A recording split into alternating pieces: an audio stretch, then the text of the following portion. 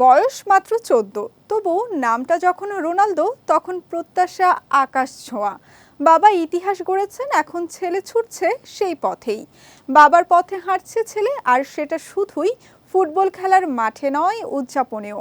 গতকাল পর্তুগালের হয়ে খেলতে নেমেই জোড়া গোল করে সিউ উদযাপনে যেন ঘরের পুরনো স্মৃতি ফিরিয়ে দিলেন ১৪ বছর বয়সী এই তারকা। মাত্র এক ম্যাচ আগেই পর্তুগাল অনূর্ধ্ব-১৫ দলে অভিষেক হয়েছিল রোনালদো জুনিয়রের।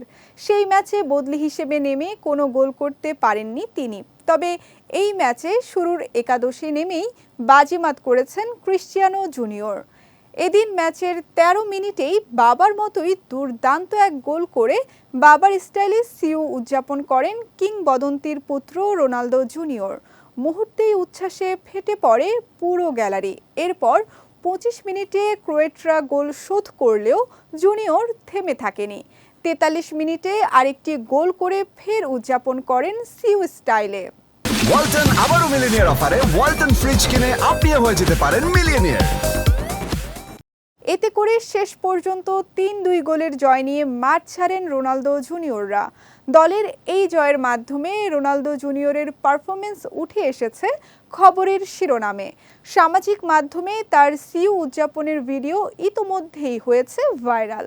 আগামী সপ্তাহেই প্রতিপক্ষ ইতালি অনূর্ধ্ব-১৫ দলের মুখোমুখি হবে পর্তুগাল অনূর্ধ্ব-১৫। সেখানেও এই ফর্ম ধরে রাখতে পারলে জুনিয়রের জন্য পথটা হতে পারে আরও মসৃণ।